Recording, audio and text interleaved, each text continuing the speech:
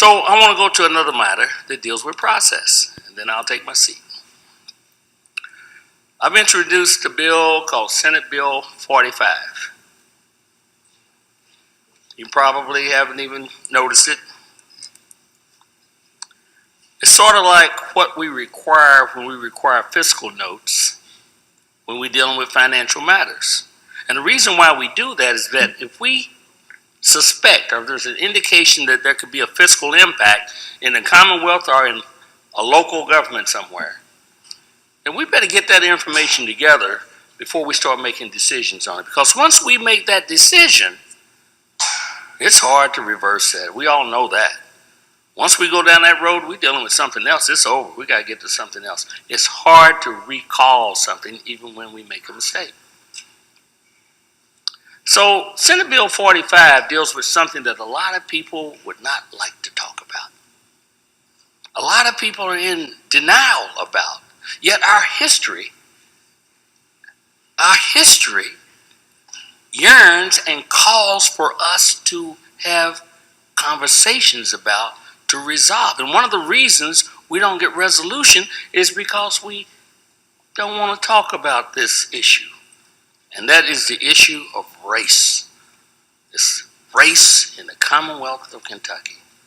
I'm not going to go through the history of Kentucky, because Kentucky and the Commonwealth is a great Commonwealth. But like all things, has been imperfect and has a sordid part of its past. And I think no one would deny what I'm saying here in terms of that, and I won't get into all of that. But I want to get to the point. We passed legislation in here without a real serious consideration, given our history of setting policy, and have not in the process looked at all the aspects of the impact, the disparate impact frequently of individuals in this Commonwealth, which I think we all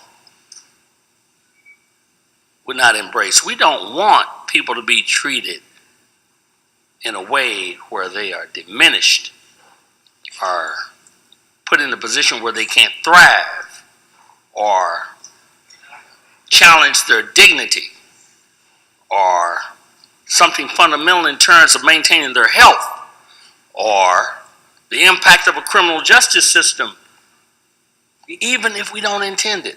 Because see, there's something called structural and institutional racism. Because I'm serious about this. This is one of the most serious and significant things since I've been here that I've stood on this floor to address. We need more discussion.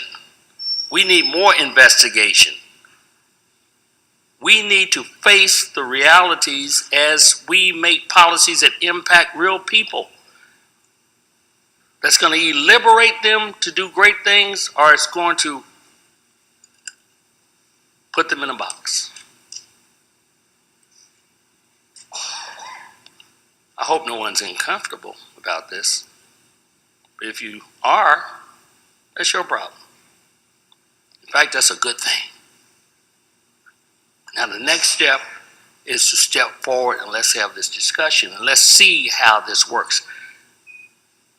So if we have a racial impact requirement, like a fiscal note or something similar, then we can investigate where it looks like there may be a disparate impact.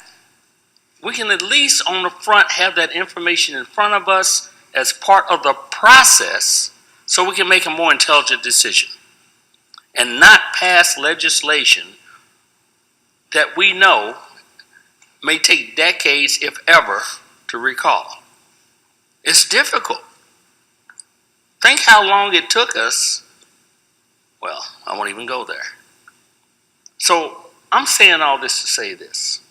I'm asking for you to have an open mind about what I'm saying. I'm not here to offend, and if I have, I don't apologize. Not given our history, not given the continuing impact of the legacy of racism in this Commonwealth.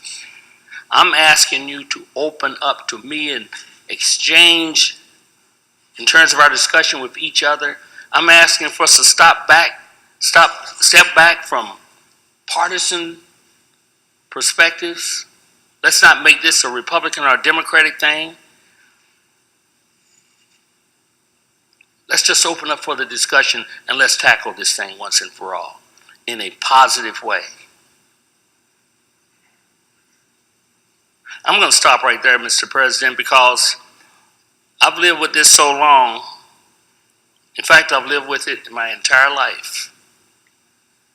That on one level it's personal, but here it's a responsibility. So I reach out to each and every member of this body to join me and others that feel and think of the priority that I give this, that you engage me this session in a very open way. Mr. President, thank you for your patience. Thank the members of this body for your patience. I look forward to the discussion.